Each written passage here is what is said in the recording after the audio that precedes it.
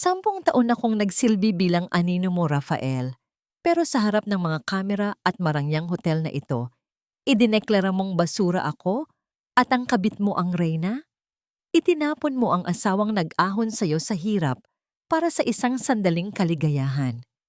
Panoorin mo kung paano guguho ang imperyong akala mo ay sa'yo. Sino ngayon ang walang halaga? Maghanda ka. Dahil sisiguraduhin kong sa kulungan ang hantong mo. Ito ang simula ng iyong pagbagsak. Huwag kang lalabas ng kwartong ito hanggat hindi kita tinatawag, Helena. Ayaw kong makita ng mga investors na ang asawa ko ay mukhang katulong na pagod at lusyang. You will ruin my image on this grand opening. Ang boses ni Rafael ay tila isang malamig na hampas ng hangin sa gitna ng init ng silid. Matigas, walang emosyon at punong-puno ng panghahamak. Sa mga sandaling iyon, ang mga kamay ni Helena ay maingat na inaayos ang silk na kurbata sa leeg ng kanyang asawa. Isang kurbatang kulay pula na siya mismo ang pumili dahil alam niyang ito ang nagbibigay ng awtoridad sa anyo ni Rafael. Ang kanyang mga daliri na bahagyang magaspang dahil sa puyat at pagtatrabaho sa likod ng mga dokumento ng hotel ay nanginginig sa bawat salitang lumalabas sa bibig ng lalaki. Sa labas ng pintuan, naririnig ang malakas na tugtugan at ang tawanan ng mga mayayamang panauhin na dumalo sa pagbubukas ng The Rafael Grand Hotel. Habang si Rafael ay naghahanda para sa kanyang tagumpay, si Helena ay naroon, nakaluhod sa harap nito upang ayusin ang pagkakaplansa ng laylayan ng tuxedo ng asawa. Upang mabili ang tuxedo na yon, palihim na isinangla ni Helena ang huling alaala ng kanyang yumaong ina. Isang gintong locket na hinding-hindi na niya mababawi pa. Inayos ko na ang speech mo, Rafael. Lahat ng kailangan mong sabihin tungkol sa mga utang at investments ay naroon na sa table. Mahinang tugon ni Helena. Ang kanyang boses ay tila isang pabulong na dalangin na naghahanap ng konting habag. Ngunit isang mapait na ngisi lamang ang isinukli ni Rafael. Tumingin siya sa salamin, hinawi ang kamay ng asawa at tila nandidiring pinagpagan ang bahaging hinawakan nito. Salamat. Pero kayanan ni Cassandra ang ibang detalye. She is more presentable than you. Stay here, Helena. Huwag kang magpapakita sa mga bisita. Sa bawat hakbang ni Rafael papalayo, tila may 1,000 karayom na unti-unting itinutusok sa puso ni Helena. Ang bawat hibla ng kanyang pagkatao ay tila unti-unting nadudurog, nagiging abo sa gitna ng karangyaan ng hotel na siya naman ang bumuo. Ang kanyang lalamunan ay nanunuyo at ang bawat hininga ay tila isang mabigat na pasanin na ayaw lumabas sa kanyang dibdib. Hindi siya makaiyak. Ang sakit ay labis na malalim para sa mga luha. Ito ay isang uri ng pait na kumakapit sa buto, isang uri ng lamig na nanunuot sa kaluluwa. Tinitigan niya ang kanyang refleksyon sa salamin ng dressing room. Nakita niya ang isang babaeng may malalim na mga mata, pagod, at tila nawala na ang kinang na dati-rati ay ipinagmamalaki ni Rafael. Ang babaeng ito ang nagbenta ng kanyang mga lupain, ang nagtrabaho ng 3 shift sa isang araw, at ang tumalikod sa sariling pangarap para lamang maging tuntungan ng ambisyon ng isang lalaki. Dahan-dahang napaupo si Helena sa gilid ng kama. Ang kanyang mga kamay ay mahigpit na nakakuyom sa ibabaw ng kanyang kandungan. Bakit sa kabila ng lahat ng sakripisyo, siya pa rin ang nagmumukhang kontrabida sa sarili niyang kwento? Bakit ang pag-ibig na itinanim niya ay nagbunga ng mga tinik na ngayon ay sumusugat sa kanyang sariling palad? Isang malakas na palakpakan ang umalingaw-ngaw mula sa ballroom, hudyat na nagsimula na ang programa. Kasabay nito ang phone ni Rafael na naiwan sa ibabaw ng mesa ay umilaw. Isang notification ang lumitaw sa screen, isang mensahe mula sa isang hindi kilalang numero, pero ang mga salita ay tila isang lason na tumatagas. I'm waiting for your announcement, love. Tonight, I will finally be the real queen of your hotel and your heart. Nanigas ang buong katawan ni Helena. Ang kanyang paningin ay nagdilim at ang kanyang pandinig ay napuno ng isang nakabibinging katahimikan. Ang tibok ng kanyang puso ay tila isang martilyo na humahampas sa kanyang dibdib. Mabilis, marahas, at puno ng puot. Ito na ba ang dulo ng lahat ng aking pagtitiis? Hanggang kailan ako magiging isang aninong tinatapak-tapakan sa ilalim ng mga nagniningning na ilaw ng tagumpay ng iba? Dahan-dahang tumayo si Helena. Hindi siya papayag. Kung ang hotel na ito ang naging libingan ng kanyang mga pangarap, sisiguraduhin niyang ito rin ang magiging entablado ng kanyang muling pagkabuhay. Gamit ang nanginginig na mga daliri, kinuha niya ang brown envelope na nakatago sa ilalim ng kanyang mga gamit, isang dokumento na magpapabago sa lahat. Ngunit bago pa man siya makahakbang palabas, bumukas ang pinto. Pumasok ang isang babaeng nakasuot ng napakagandang pulang bestida. Ang mukha ay puno ng tagumpay at panguuyam. Si Cassandra. "Oh, nandito ka pa pala, Helena. Hindi ba sinabi sa iyo ni Rafael? Ang mga basurang tulad mo ay dapat nang itapon bago pa magsimula ang party."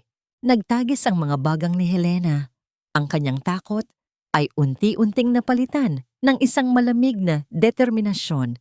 Tumingin siya ng diretso sa mga mata ni Cassandra, isang tingin na hindi pa nakikita ng kahit na sino sa loob ng 10 taon. Ang basura, Cassandra, ay madaling linisin, pero ang magnanakaw, may espesyal na lugar sila sa impyerno. Isang malakas na sampal ang bumasag sa katahimikan ng silid, ngunit hindi si Helena ang nasaktan.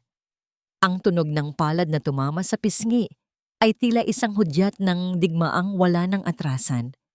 Mababago ba ng isang gabi ang 10 taon ng kasinungalingan?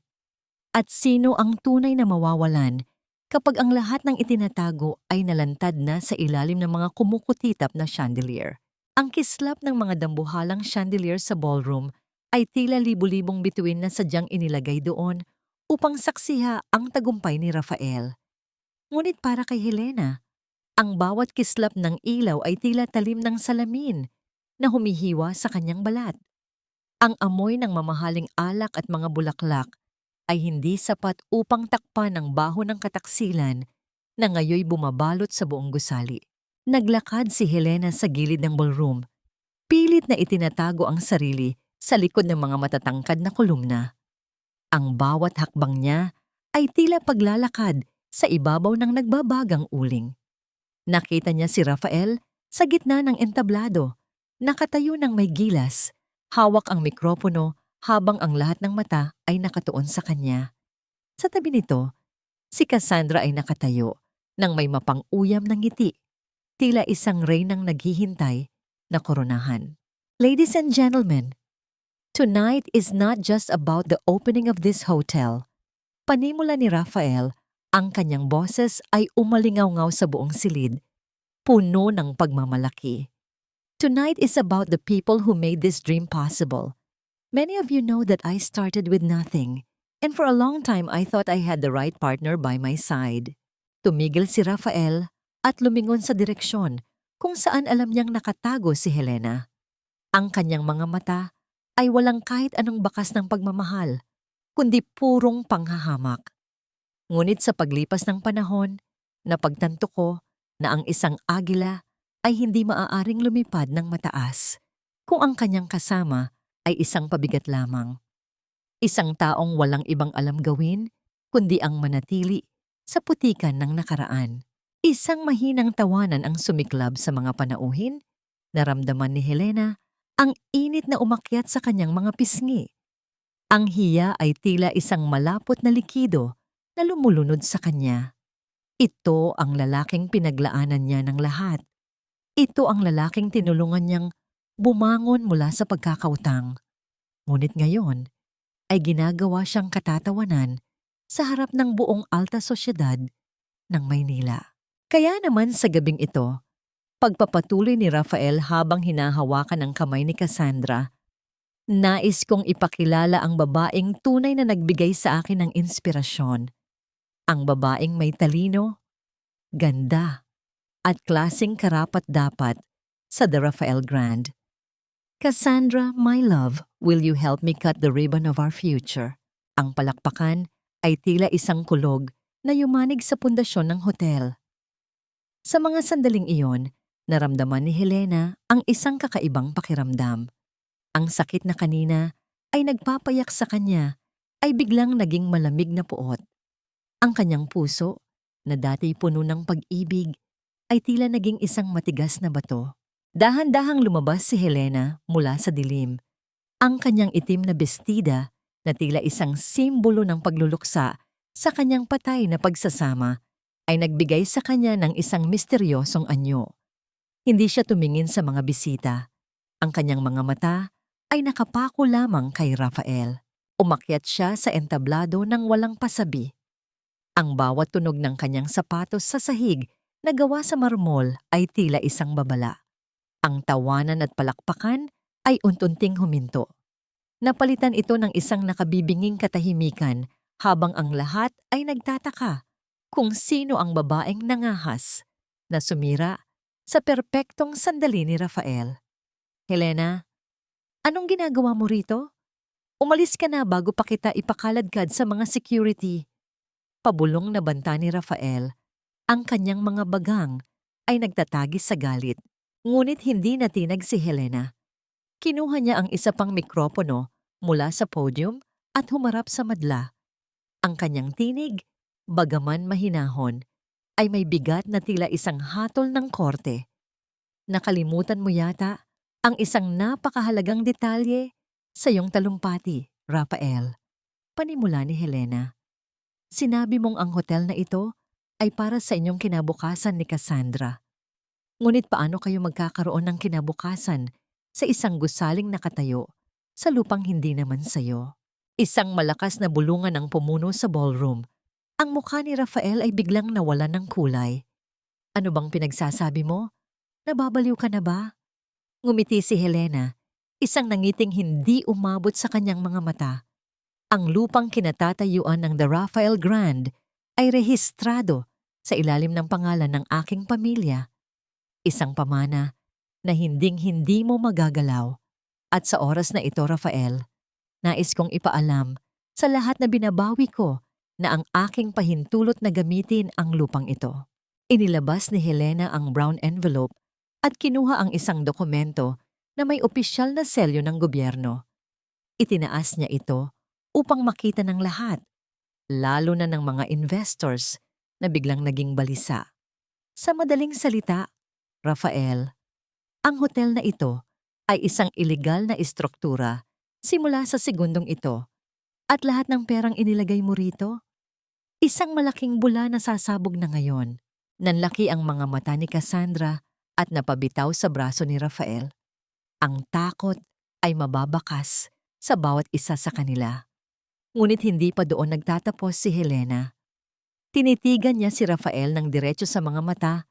Ang kanyang boses ay tila isang malamig na bulong na bumasag sa huling pag-asa ng lalaki. Akala mo ba ay ikaw ang nag-iwan sa akin?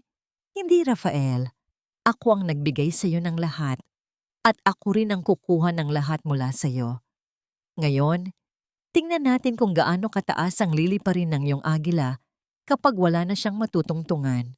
Habang ang mga security ay naguguluhan at ang mga investors ay nagsisimulang sumigaw ng paliwanag, isang pangkat ng mga lalaking nakabarong ang pumasok sa ballroom. Sila ay hindi mga bisita. Sila ay mga kinatawan mula sa Bureau of Internal Revenue at National Bureau of Investigation. Mr. Rafael de Gracia, you are under investigation for organized fraud and money laundering. Pahayag ng nangungunang opisyal. Ang kislap ng mga posas ay mas nagniningning pa kaysa sa mga chandeliers sa kisame. Ngunit sa gitna ng kaguluhan, nanatiling nakatayo si Helena. Matatag, maganda, at sa wakas, malaya. Mababawi pa ba ni Rafael ang kanyang karangyaan? O ito na ang simula ng kanyang walang hanggang pagbagsak sa ilalim ng rehas ng kasalanan? Ang katahimikan sa loob ng ballroom ay tila isang mabigat na kumot na bumalot sa lahat ng naroon. Ang mga kislap ng kamera na kanina ay nakakasilaw ay biglang tumigil at ang tanging maririnig na lamang ay ang mabilis na paghinga ni Rafael na tila isang hayop na nasasabitan sa patibong. Ang kanyang mukha, na dati ay puno ng yabang, ay ngayoy kakulay na ng abo. Isang malaking pagkakamali ito. Helena, anong klaseng palabas ito? Ipinapahiya mo ba ang sarili mo sa harap ng mga kaibigan natin? Ang sigaw ni Rafael ay basag, puno ng desperation, na pilit itinatago sa ilalim ng galit. Ngunit si Helena ay nanatiling matatag. Ang kanyang mga kamay, na dati ay nanginginig sa takot, na baka hindi siya sapat para sa asawa, ay ngayoy kalmado. Wala nang tayo ni Rafael, at ang mga taong tinatawag mong kaibigan, narito sila dahil sa pera mo. At ang peras na yon, simula sa gabing ito, wala ka na kahit isang kusing.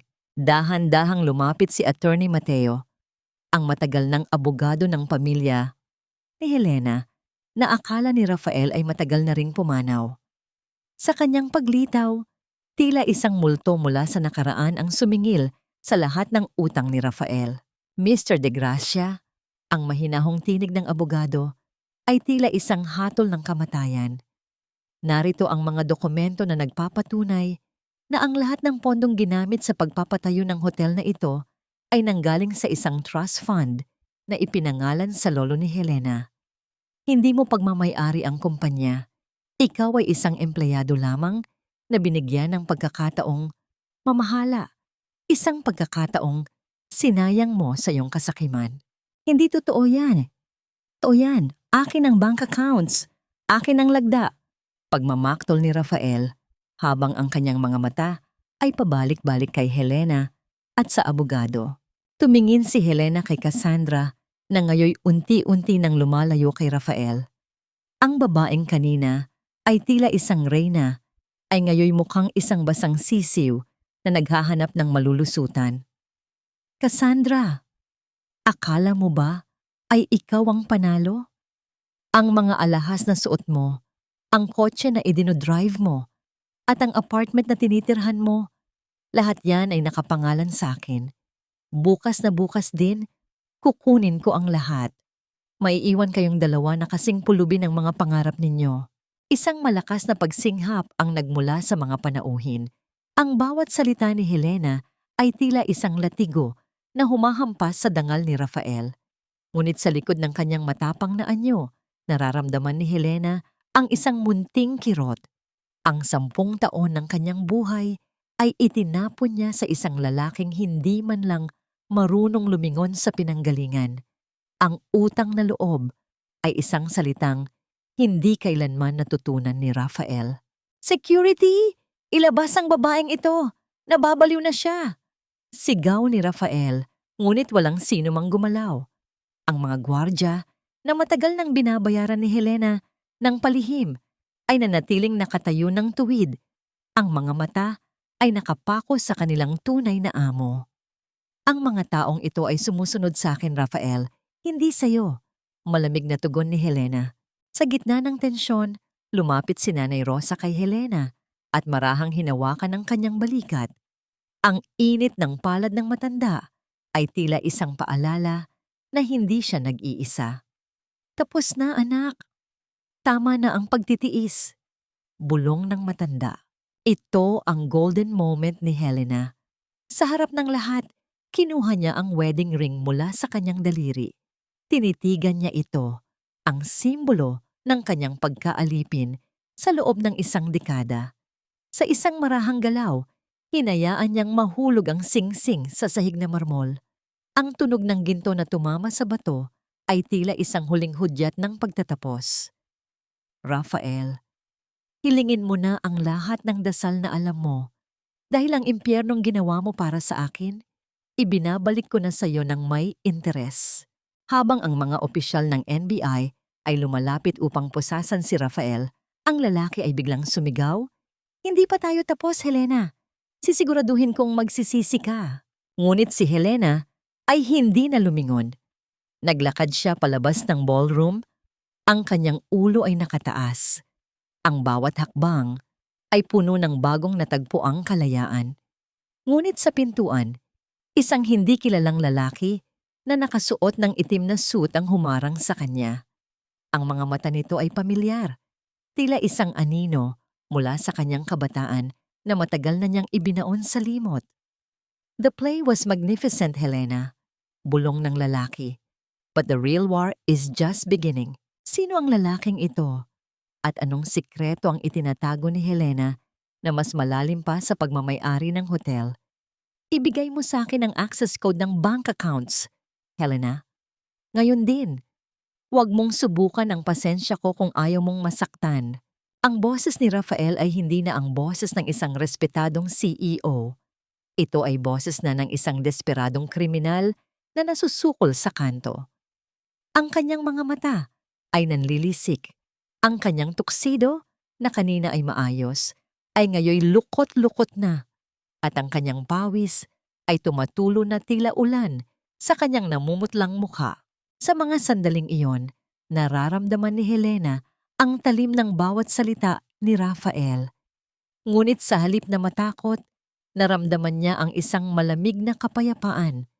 Ang takot na dati ay nagpapaliit, sa kanyang mundo ay tila naglaho na. Pinalitan ng isang matigas na pader ng determinasyon. Nakita niya ang isang anino ng lalaking minahal niya. Isang lalaking dati ay nangangako ng proteksyon, pero ngayon ay siya mismong banta sa kanyang buhay. Wala ka ng accounts na babalikan, Rafael. Kaninang 8:00 ng umaga, bago pa man magsimula ang party na ito, nailipat na ang lahat ng pondo sa ilalim ng legal na pangangasiwa ng aking pamilya. Mahinahong sagot ni Helena. Ang kanyang boses ay hindi nanginginig.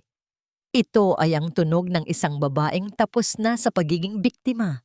Walang hiyang babae ka. Pinagplanuhan mo ito. Susugod sana si Rafael upang saktan si Helena, ngunit mabilis na humarang ang mga tauhan ng NBIRA. Ang tunog ng mga yabag ng sapatos sa marmol ay tila isang babala na wala ng takas ang lalaki. Sa kabilang bahagi ng entablado, ang ingay ng mga investors ay lalong lumakas. Nasaan ang mga puhunan namin? Rafael, magnanakaw ka. Ang mga taong dati ay yumuyukod sa kanya ay ngayoy tila mga buwitreng handa siyang lapain. Ang turing buhangin na binuo ni Rafael sa loob ng 10 taon ay unti-unti nang nilalamon ng alon ng katotohanan. Ngunit ang mas masakit na sampal para kay Rafael ay hindi nanggaling kay Helena, kundi mula sa babaeng akala niya ay katuwang niya sa kanyang mga pangarap. You lied to me, Rafael, sigaw ni Cassandra. Ang kanyang boses ay matinis at puno ng galit. Sabi mo ikaw ang may-ari ng lahat. Sabi mo itatapon mo ang losyang na asawa mo dahil ikaw ang hari dito. Isa ka lang palang hamak na tauhan. Huwag mo akong isasama sa pagbagsak mo. Tumingin si Rafael kay Cassandra. Ang kanyang mukha ay puno ng pagkagulat at pait. Cassandra, babe, anong sinasabi mo? Ginawa ko lahat ng ito para sa atin. Para sa atin? O para sa ambisyon mo? Isang mapait na tawa ang pinakawalan ni Cassandra habang kinuha ang kanyang designer bag. Huwag mo akong madamay-damay sa kaso mo. I don't know anything about your fraud. Pinanood ni Helena ang eksena ng may halong lungkot. Ito ang bunga ng isang relasyong itinayo sa kasinungalingan at pagnanasa sa kapangyarihan. Habang nag-aaway ang dalawa, lumapit sa kanya si Nanay Rosa at iniabot ang isang maliit na baso ng tubig. Ang bawat lunok ni Helena ay tila isang paraan upang hugasan ang lahat ng pait na nananatili sa kanyang lalamunan. Sa gitna ng kaguluhan, isang lalaki na may hawak na itim na folder ang lumapit kay Helena. Ito ang Tamtutu na matagal na niyang inuupahan. Ma'am Helena, ito na po ang huling piraso ng puzzle. Ang mga ebidensya ng transaksyon ni Rafael sa mga dummy companies sa abroad. Binuksan ni Helena ang folder.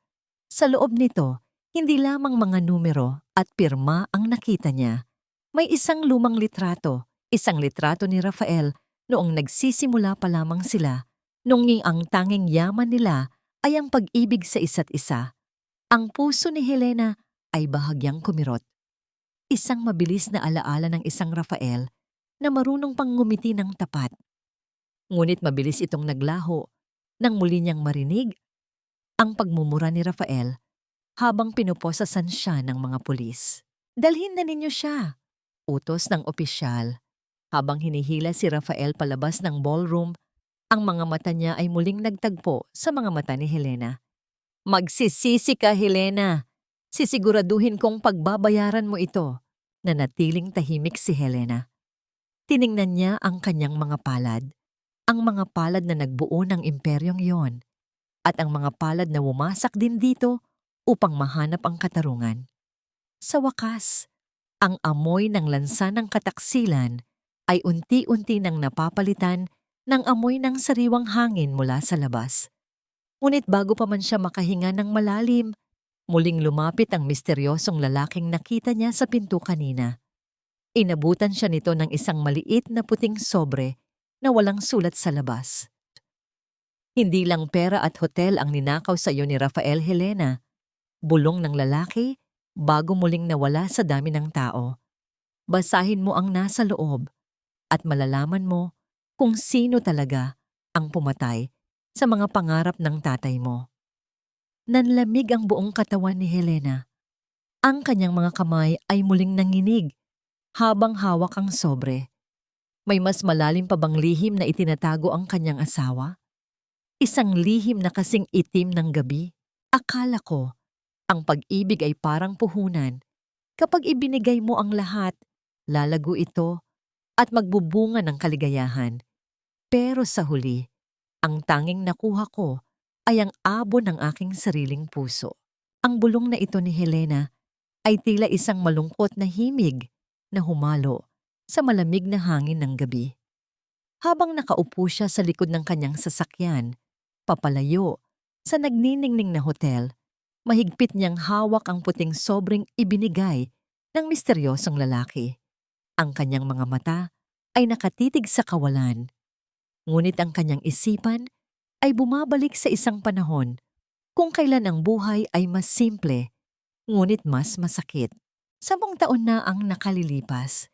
Tila bumabalik ang kanyang gunita sa isang maliit at madilim na apartment sa gilid ng kalsada.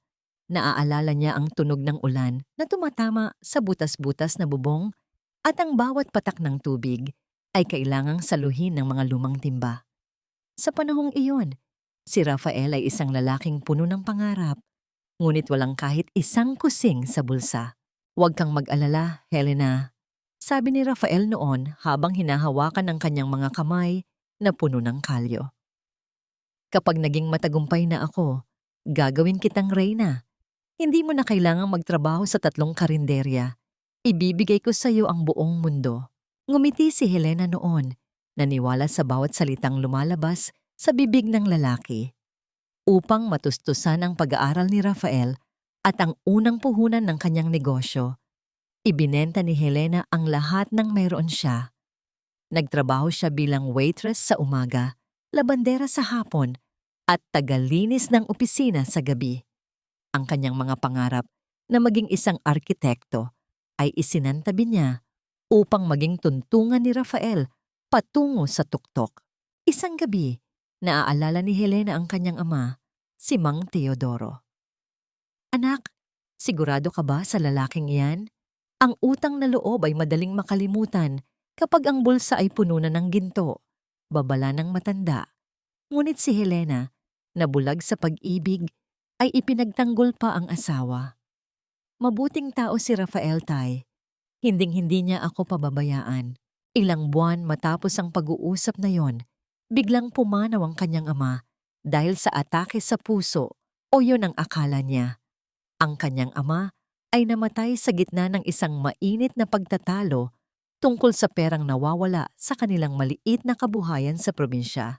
Isang kabuhayan na si Rafael ang huling humawak. Nabalik lamang ang diwa ni Helena nang maramdaman niya ang marahang haplos ni Nanay Rosa sa kanyang braso. Anak, huwag mong masyadong dibdibin ang nakaraan. Narito na tayo sa bahay. Pagbaba ng sasakyan, pumasok si Helena sa kanilang tahimik na mansyon. Ang bawat sulok ng bahay na ito ay saksi sa kanyang mga sakripisyo, ngunit saksi rin ito Sa bawat gabing umiiyak siya ng palihim habang si Rafael ay nasa labas at nagsasaya kasama ang iba. Dahan-dahang binuksan ni Helena ang sobre sa ilalim ng liwanag ng isang lampara. Ang kanyang puso ay tumitibok ng mabilis, tila isang tambol na nagbababala ng bagong sakuna. Sa loob ng sobre ay may isang lumang resibo mula sa isang botika at isang sulat kamay na testimonya mula sa isang dating empleyado ng kanyang ama. Ang nakasulat ay tila isang kidlat na tumama sa kanyang katinoan. Hindi inatake sa puso ang tatay mo dahil sa katandaan. Nakita ko si Rafael na itinatago ang gamot ng tatay mo habang humihingi ito ng tulong. Hinayaan niyang mamatay ang matanda para makuha ang mga titulo ng lupa na ginamit niyang collateral sa unang loan niya. Nalaglag ang mga papel mula sa kamay ni Helena. Ang kanyang buong katawan ay nanginig at ang kanyang lalamunan ay tila sinasakal ng isang hindi nakikitang kamay. Ang lalaking pinaglingkuran niya, ang lalaking pinag-alayan niya ng buhay, ay ang parehong lalaking pumatay sa tanging taong tunay na nagmamahal sa kanya. Hayop ka, Rafael. Ang tanging salitang lumabas sa kanyang mga labi. Ang boses niya ay basag, puno ng pait, at matinding pagsisisi. Itinaya ko ang lahat para sa isang mamamatay tao. Tumayo si Helena at lumapit sa bintana. Sa labas, ang gabi ay tila mas lalong dumidilim. Ang utang na loob na akala niya ay babayaran ni Rafael ng pagmamahal ay binayaran pala nito ng dugo ng kanyang ama. Sa mga sandaling iyon, ang huling bahagi ng pagmamahal ni Helena para kay Rafael ay tuluyan ng namatay. Ang tanging natitira ay isang naglalagablab na apoy ng katarungan. Kung akala ni Rafael na ang pagkabilanggo niya para sa fraud ang katapusan ng lahat, nagkakamali siya. Sisiguraduhin ni Helena na mabubulok ang lalaki sa bilangguan hindi lang bilang isang magnanakaw, kundi bilang isang salarin sa buhay ng kanyang ama. Isang matalas na sulyap ang ibinigay ni Helena sa dilim. Ang gintong laket na isinangla niya upang mabili ang tuxedo ni Rafael, ngayon ay naintindihan na niya. Hindi iyon sakripisyo. Iyon ay ang huling pagkakamali na hinding-hindi na niya uulitin. Bago matapos ang gabi, kinuha ni Helena ang kanyang telepono at tinawagan ang misteryosong lalaki. Sino ka talaga? At bakit mo ito ibinibigay sa akin ngayon? Tanong ni Helena. Ang kanyang tinig ay tila yelo sa kalami. Ako ang taong winasak din ni Rafael. Helena, sagot ng lalaki sa kabilang linya. At may isa pa akong gustong sabihin sa'yo. Hindi lang ikaw ang asawa ni Rafael sa mga papel na hawak niya. Hindi ka ang tunay na asawa, Helena. Isang pirasong papel lang ang hawak mo, pero sa mata ng batas, ikaw ang lumalabas na kabit. Ang mga salitang ito mula sa misteryosong lalaki sa telepono ay tila isang malakas na sampal na yumanig sa buong mundo ni Helena. Nanigas siya sa kanyang kinatatayuan. Ang kanyang mga daliri ay tila naging yelo habang hawak ang cellphone. Sa harap niya, sa ibabaw ng antigong mesa, ay ang kanilang wedding photo ni Rafael. Isang larawan ng 2 taong nakangiti. Puno ng pangako na ngayoy tila isang malaking biro. Dahan-dahang ibinaba ni Helena ang telepono. Ang bawat tibok ng kanyang puso ay tila isang mabigat na hakbang sa isang madilim na eskinita. Paano? Paanong ang 10 taon ng pag-aalay niya ng buhay ay mauuwi sa katotohanang siya pala ang iligal? Ang sakit ay hindi na lamang nararamdaman sa puso. Ito ay isang pisikal na bigat na tila dumudurog sa kanyang mga balikat, nagpapahirap sa bawat paghinga. Isang malakas na katok sa pintuan ang bumasag sa kanyang pagkakatulala. Hindi ito ang marahang katok ni Nanay Rosa. Ito ay isang katok na puno ng awtoridad. Nang buksan ni Helena ang pinto, tumambad sa kanya ang isang lalaking may uban na ang buhok, ngunit bakas pa rin ang tikas ng isang kagalang-galang na tao. Si Attorney Mateo. Ang lalaking tanging pinagkatiwalaan ng kanyang ama, ang lalaking akala niya ay kinalimutan na sila. Attorney Mateo, ang tanging naisambit ni Helena, ang kanyang boses ay tila isang batang nawawala. Nandito ako, Helena. Gaya ng pangako ko sa tatay mo bago siya mawala. Mahinahong sabi ng abogado. Pumasok siya sa loob at inilapag ang isang luma at kupas na briefcase sa mesa. Alam kong natanggap mo na ang balita. Ang tungkol sa unang kasal ni Rafael sa probinsya bago kayo nagkakilala. Napaupo si Helena. Ang kanyang mga tuhod ay hindi na kayang suportahan ang kanyang bigat. Bakit ngayon lang, attorney? Bakit hinayaan ninyong umabot sa ganito?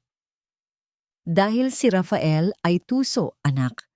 Ginamit niya ang kapangyarihan at pera mo para itago ang lahat ng bakas. Pero hindi niya alam na bago pumanaw ang tatay mo, may iniwan siyang huling habilin. Isang testamento na hindi kailanman nakuha ni Rafael. Kinuha ni Attorney Mateo ang isang piraso ng tela mula sa kanyang bulsa, ang lumang panyo ng ama ni Helena. Iniabot niya ito sa babae. Ito ang golden moment na nagpabagsak sa huling depensa ng emosyon ni Helena. Ang amoy ng panyo, amoy ng lupa, tabako, at pagmamahal ng isang magulang ay tila isang yakap mula sa kabilang buhay. Dito, sa gitna ng kanyang pagkawasak, ay nakita niya ang isang bahagi ng kanyang ama na pilit na nagtatanggol sa kanya.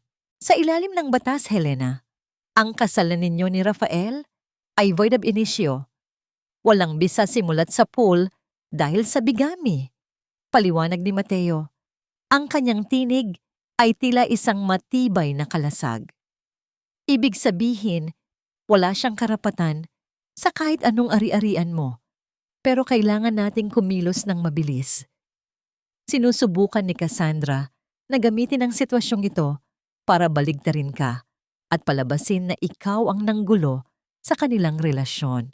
Samantala, sa labas ng The Raphael Grand Hotel, isang eksena ng kahihiyan ang nagaganap. Si Cassandra, na nakasuot pa rin ng kanyang mamahaling gown, ay pilit na hinihila ng mga security guard palabas ng VIP suite. Bitawan ninyo ako. Hindi ninyo ba kilala kung sino ako? Ako ang magiging asawa ng may-ari ng hotel na ito. Sigaw ni Cassandra, ang kanyang boses ay matinis at puno ng desperasyon. Ang utos po ni Ma'am Helena ay malinaw. Sagot ng head security ng walang emosyon. Lahat ng gamit na hindi sa inyo ay may iwan dito. At ang mukha ninyo ay hindi na kailanman tatanggapin sa pintuang ito. Ang mga tao sa paligid ay kumukuha ng video. Ang mga bulungan ay tila mga bubuyog na sumusugod sa nasirang reputasyon ng dating socialite. Si Cassandra ay itinulak palabas sa kalsada. Ang kanyang mga sapatos ay natanggal at ang kanyang mukha ay puno ng pait. Ngunit bago pa man siya tuluyang makaalis, huminto ang isang itim na van sa harap niya. Bumukas ang bintana at isang boses ang narinig mula sa loob. Gusto mo bang bumawi, Cassandra?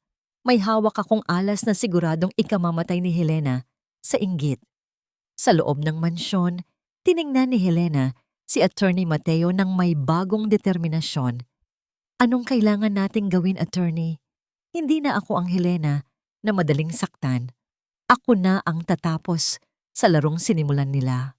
Kailangan nating hanapin ang unang asawa, Helena. Siya ang susi para tuluyang mabulok si Rafael sa kulungan.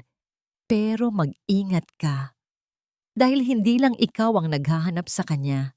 Sino ang unang asawa ni Rafael? At ano ang alas na hawak ni Cassandra na maaring sumira sa muling pagbangon ni Helena? Ang gabi ay binalot ng isang malakas na buhos ng ulan. Tila nakikiramay ang langit sa bigat ng kalooban na dinadala ni Helena. Sa loob ng malawak at tahimik na mansyon, ang tanging maririnig ay ang banayad na daloy ng tubig sa mga bubong at ang malalim na buntong hininga ng isang babaeng ngayoy pilit na binubuo ang mga piraso ng kanyang sarili. Nakatayo si Helena sa tapat ng bintana. Pinapanood ang bawat patak ng ulan na dumadaloy sa salamin. Ang mga ilaw ng lungsod sa malayo ay tila mga malalabong alaala na unti-unti nang binubura ng dilim. Wala na ang kanyang wedding ring, ngunit tila naroon pa rin ang marka nito sa kanyang daliri. Isang mapait na paalala ng 10 taon na iginugol niya sa isang kasinungalingan.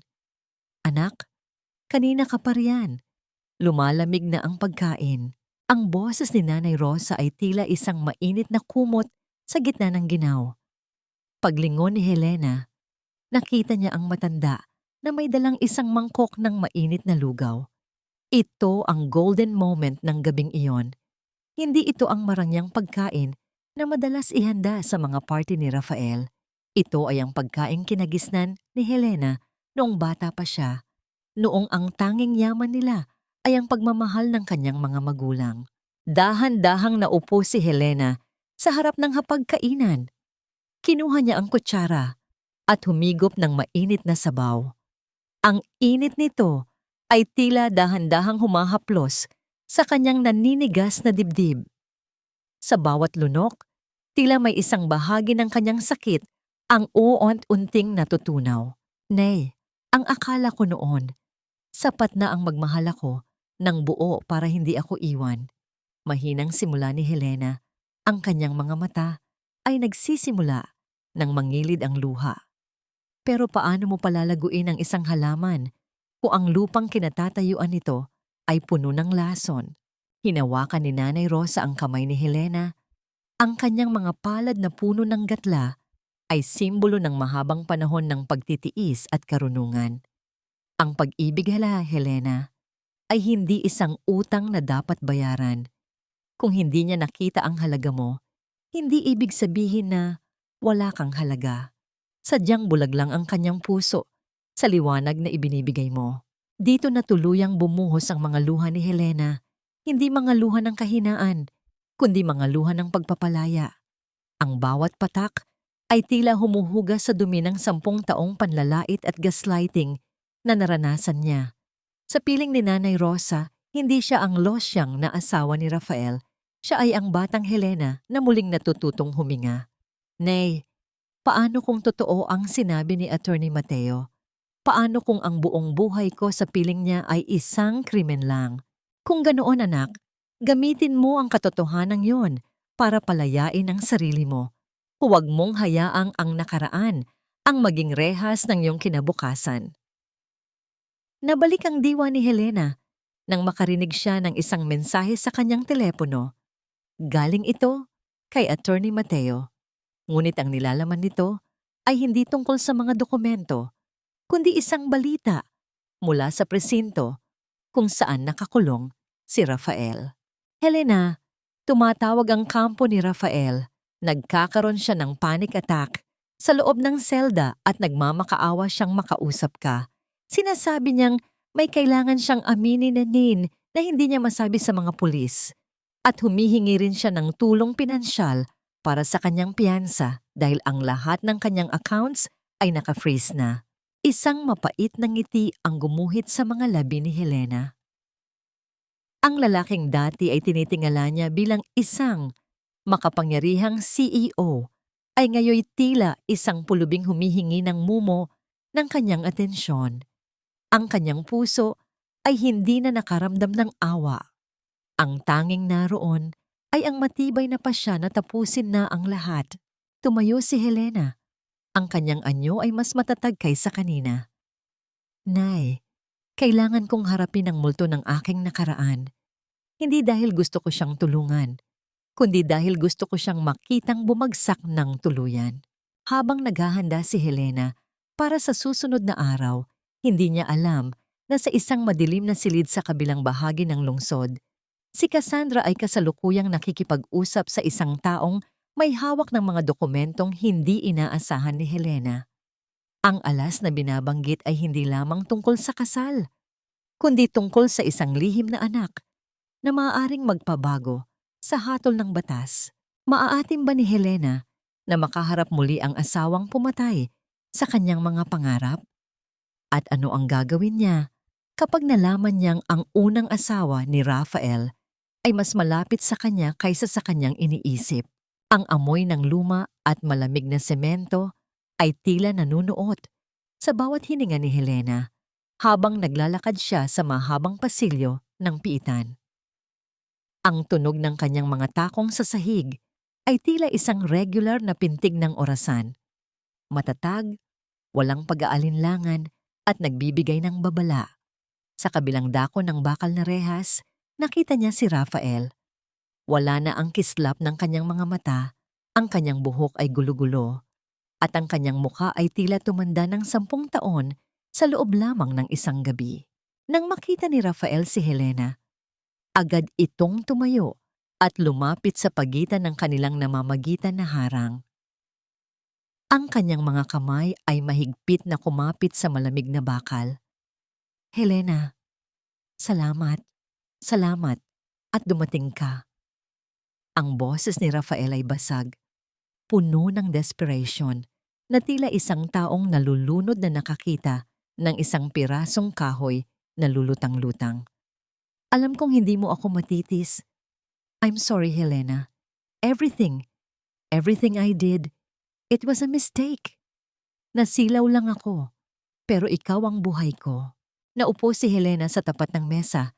Ang kanyang anyo ay tila isang estatwang gawa sa yelo. Hindi siya nagsalita. Pinanood niya lamang kung paano subukan ng kanyang asawa na gamitin ang huling sandata nito, ang pagkukunwari. Helena, isipin mo ang lahat ng pinagsamahan natin. I built that hotel for us, para sa future natin. Ang mga accounts na yon, ang mga transactions, ginawa ko lang yon para mas mapalago ang yaman natin. Cassandra was just a distraction, a tool. Pero ikaw ang asawa ko. Pagpapatuloy ni Rafael, ang kanyang mga mata ay pilit na naghahanap ng kahit na anong emosyon sa mukha ng babae. Kailangan mo akong tulungan. I-withdraw mo ang mga charges. Sabihin mo sa kanila na nagkamali lang tayo ng documents. You're the only one who can save me. Isang malamig na ngiti ang sumilay sa mga labi ni Helena. Ang pagkabulag ni Rafael ay hindi dahil sa kadiliman ng selda, kundi dahil sa sarili nitong kapalaluan. Akala pa rin ng lalaki ay kaya niyang manipulahin ang damdamin ni Helena sa pamamagitan ng matatamis na salita at gaslighting. Para sa atin, Rafael, mahinahong tanong ni Helena. O para sa sarili mo? Noong hinayaan mong mamatay ang tatay ko, habang tinititigan mo siyang mawalan ng hininga para lang makuha ang kanyang mga lupa, para sa atin din ba yon? Nanigas si Rafael. Ang kanyang mga mata ay nanlaki at ang kanyang bibig ay bahagyang nabukas, ngunit walang salitang lumabas. Ang kanyang mga kamay na kanina ay mahigpit na nakakapit sa rehas ay dahan-dahang nanghina at bumagsak. Paanong bulong niya? Akala mo ay malilibing mo ang katotohanan kasama ng katawan ng tatay ko. Ang boses ni Helena ay mas lalong naging matalim. 10 taon akong nabulag ng pagmamahal ko sa iyo, Rafael. Pero ngayon, nakikita ko na ang lahat. Nakikita ko ang isang taong walang kaluluwa, isang taong pumatay sa tanging taong naniwala sa kanya. Biglang lumuhod si Rafael sa sahig ng selda. Helena, please, nagkamali ako. I was desperate. I wanted to give you everything. Patawarin mo ako. Huwag mo akong iwan dito. Mabubulok ako sa lugar na ito. Tumayo si Helena. Dahan-dahan niyang binuksan ang kanyang bag at inilabas ang isang folder. Inilapag niya ito sa ibabaw ng mesa. Ang tunog ng papel na tumama sa kahoy ay tila isang huling hatol. Hindi ako narito para iligtas ka, Rafael. Narito ako para ibigay ang huling regalo ko sa iyo, sabi ni Helena. Ito ang ating mga annulment at divorce papers. Pirmahan mo ito at hayaan mo akong mabuhay nang wala ka. Kung hindi ano? Tanong ni Rafael nang may halong takot. Tumingin si Helena nang diretso sa mga mata nito, isang tingin na puno ng puot at determinasyon. Kung hindi, ilalabas ko ang lahat ng ebidensya tungkol sa pagkamatay ni tatay. Hindi ka lang mabubulok sa kulungan dahil sa pagnanakaw. Mabubulok ka rito bilang isang mamamatay tao. Piliin mo, Rafael. Ang pirma mo o ang hininga mo? Naiwan si Rafael na nakatulala sa mga dokumento. Ang kanyang buong mundo ay tuluyan ng gumuho. Habang papalabas si Helena sa silid, muli niyang narinig ang pagtangis ni Rafael. Isang tunog ng isang taong tuluyan nang nawalan ng lahat. Ngunit bago pa man makarating si Helena sa exit, isang pulis ang lumapit sa kanya ng may dalang balita. Ma'am Helena, may isang babaeng nagngangalang Luz Viminda ang nasa labas. Sinasabi niyang siya ang legal na asawa ni Rafael mula sa probinsya at dala niya ang kanilang anak. Ang puso ni Helena ay muling tumibok ng mabilis. Ito na ba ang huling hagupit ng tadhana? At ano ang gagawin niya kapag nalaman niyang ang unang asawa ay may dalang lihim na mas malala pa kaysa sa pagnanakaw ni Rafael? Ang init ng araw na tumatama sa semento sa labas ng presinto ay tila hindi maramdaman ni Helena. Ang kanyang buong pagkatao ay binalot ng isang kakaibang pamanhid nang makita ang babaeng naghihintay sa kanya sa gilid ng kalsada. Isang babaeng nakasuot ng kupas na bestida. Ang balat ay sunog sa hirap ng pagtatrabaho sa bukid at may hawak na kamay ng isang batang lalaki na ang mga mata ay kawangis na kawangis ng kay Rafael. Ito si Luz Viminda, ang babaeng naging biktima bago pa man naging biktima si Helena. Ma'am Helena, hindi po ako narito para manggulo. Ang boses ni Luz Viminda ay mahina, puno ng takot at pag-aalinlangan. Narinig ko po sa balita ang nangyari kay Rafael. Gusto ko lang pong malaman kung totoo. Totoo bang wala na siyang pera? Paano na po ang anak ko? 10 taon niya kaming pinangakuan na kukunin niya kami kapag maayos na ang lahat. Naramdaman ni Helena ang isang matinding hapdi sa kanyang puso. Hindi ito selos. Ito ay ang hapdi ng pagkilala sa sarili niyang anino sa katauhan ng ibang babae. Si Rafael ay isang bihasang mangingisda ng mga pangarap, gumagamit ng matatamis na pain para lamang makuha ang gusto niya at pagkatapos ay hahayaan ng kanyang mga biktima na mamatay sa pampang. 10 taon din niya akong niloko, Luz. Mahinahong sagot ni Helena. Pinangakuan niya kayo ng kinabukasan habang ninanakaw niya ang aking kasalukuyan. Wala nang natira sa kanya kundi ang mga kasalanan niya. Ngunit sa gitna ng kanilang pag-uusap, ang katahimikan ng paligid ay binuwag ng sunod-sunod na notification sa telepono ni Helena. Ang kanyang mga social media accounts ay binahan ng mga mensahe at tag. Ang kanyang puso ay tumibok ng mabilis sa kaba. Sa screen ng kanyang telepono, bumungad ang isang viral post mula sa isang kilalang gossip blogger. Ang headline ay tila isang lason na mabilis na kumakalat. Ang tunay na kontrabida, Helena de Gracia, ginamit ang isang matandang abogado para nakawan at ipakulong ang sariling asawa. May mga litrato ni Helena at Attorney Mateo na nag-uusap ng malapitan sa isang restaurant. Isang simpleng meeting tungkol sa kaso na pinalabas na isang malisyong ugnayan. Ang mga komento ng mga tao ay tila mga palasong may lason. Gold digger pala tong si Helena. Kawawa naman si Rafael, biktima ng setup. Ito ang gawa ni Cassandra, bulong ni Helena. Ang kanyang mga mata ay naniningkit sa galit. Ang ahas, sinusubukang baligtarin ang mundo. Samantala, sa isang mamahaling penthouse na pansamantalang tinutuluyan ni Cassandra, ang babae ay humahalakhak habang hawak ang isang baso ng wine. Sa tapat niya ay isang lalaking nakasuot ng hood, isang bayarang hacker at PR specialist. Ipagpatuloy mo lang ang pagpapakalat ng dumi, Mark. Utos ni Cassandra ng may malupit na ngiti. Gawin mong halimaw ang tingin ng publiko kay Helena. Kapag nawala ang simpatiya ng tao sa kanya, mas madali nating makukuha ang mga pirma para sa transfer of assets. Akala ni Helena ay nanalo na siya. I'm just getting started. Ngunit ang hindi alam ni Cassandra, ang misteryosong lalaking nagmamasid kay Helena ay may hawak na mas matinding bomba. Nang hapong iyon, habang nasa loob ng kanyang sasakyan si Helena, nakatanggap siya ng isang video file mula sa isang encrypted na email. Nang buksan niya ito, ang kanyang hininga ay tila tumigil. Ang video ay kuha mula sa isang nakatagong kamera sa dating opisina ni Rafael. Makikita roon si Rafael at Cassandra. Ilang gabi bago ang grand opening. Rafael, hindi sapat na ipakulong natin siya o iwanan, sabi ni Cassandra sa video habang hinahaplos ang mukha ng lalaki. Masyadong maraming alam si Helena tungkol sa mga illegal accounts mo. Kapag nalaman niya ang tungkol sa tatay niya, hindi tayo titigilan yan.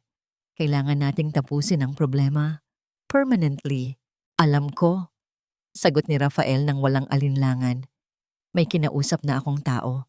Pagkatapos ng opening, isang aksidente sa kalsada ang magtatapos sa lahat. Magluluksa ang buong mundo para sa kawawang asawa ko at tayo ang magmamana ng lahat. Nanginig ang buong katawan ni Helena habang nakatitig sa screen ng kanyang cellphone. Halos kumawala iyon sa kanyang mga daliri sa sobrang pagkabigla. Ang lalaking 10 taon niyang minahal, pinagkatiwalaan at pinagsaluhan ng bawat gabi ay hindi lamang isang sinungaling at mandaraya.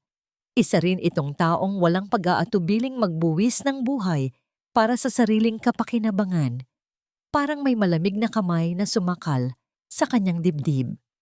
Bawat impormasyong natuklasan niya ay tila matalim na kutsilyong sunod-sunod na tumatarak sa kanyang puso. Ang lahat ng kanyang pinaniwalaan ay isa palang maingat na kasinungalingan.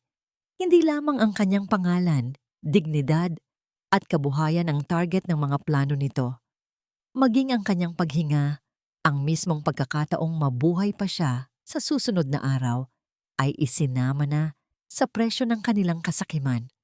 Habang mas nauunawaan niya ang kabuuan ng sabwatan, lalo niyang nararamdaman ang mapait na katotohanang matagal na pala siyang itinuring na hadlang na kailangang alisin.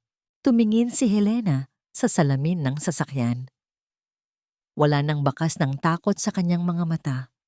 Ang tanging naroon ay ang apoy ng isang babaeng wala nang balak pang magpaapi.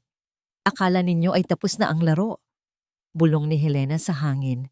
Ang kanyang boses ay tila isang hatol mula sa langit. Ngayon ko ipapakita sa inyo kung paano lumaban ang isang babaeng galing na sa impyerno.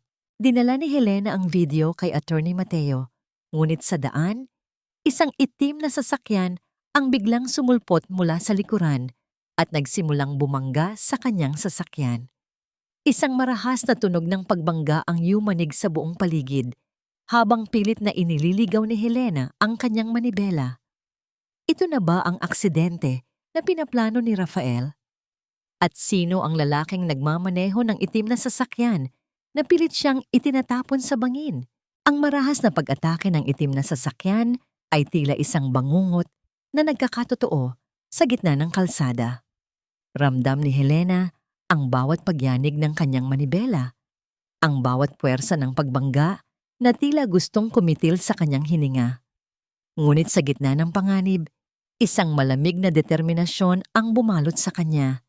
Hindi siya mamamatay sa gabing ito. Hindi siya papayag na maging isa na namang biktima ng kasakiman ni Rafael. Sa isang mabilis na maniobra, iniwas ni Helena ang kanyang sasakyan sa gilid ng isang malaking truck, dahilan upang ang itim na sasakyan ay mapilitang huminto ng marahas upang hindi sumalpok. Humaharurot na lumayo si Helena. Ang kanyang puso ay tila isang martilyo na humahampas sa kanyang dibdib, ngunit ang kanyang isipan ay malinaw.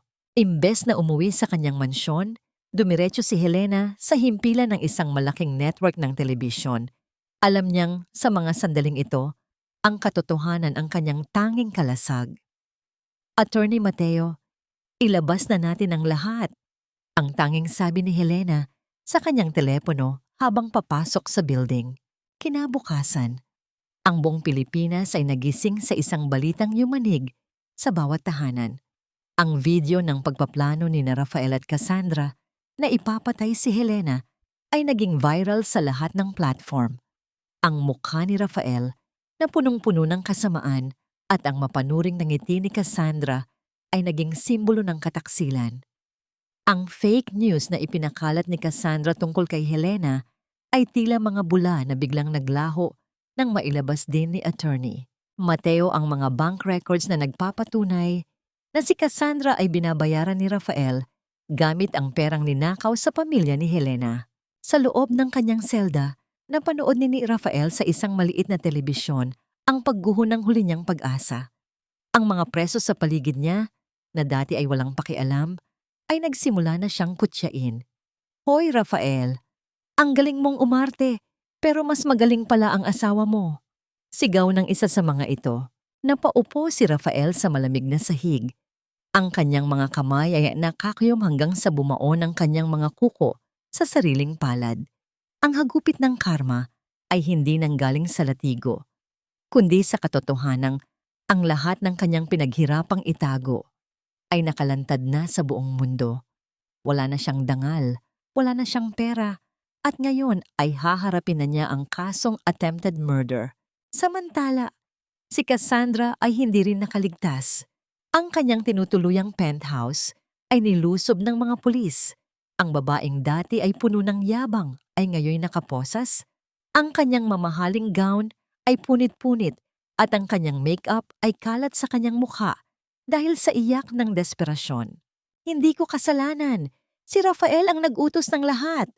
Sigaw ni Cassandra habang isinasakay sa patrol car, ngunit ang mga tao sa labas ay hindi na nakikinig.